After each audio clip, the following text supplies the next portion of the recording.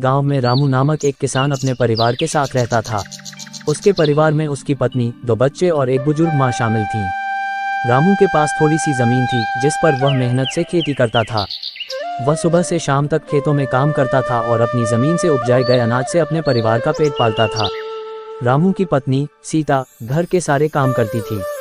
वह बच्चों को पढ़ाती और परिवार के बाकी कामों में मदद करती थी।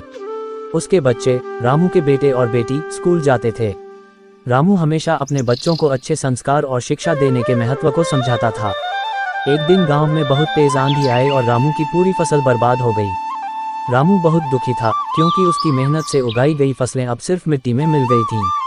लेकिन उसकी पत्नी सीता ने उसे हिम्मत दी। उन्होंने कहा, अगर हम मेहनत करते रहें तो कोई भी मुश्किल हमें हरा नहीं सकती। रामू और उसकी पत्नी ने मिलकर खेतों को फिर से तैयार किया और नए बीज बोने का काम शुरू किया। बच्चों ने भी उनका साथ दिया। पूरे परिवार ने मिलकर मेहनत की और धीरे धीरे उनकी जमीन फिर से उर्वर हुई।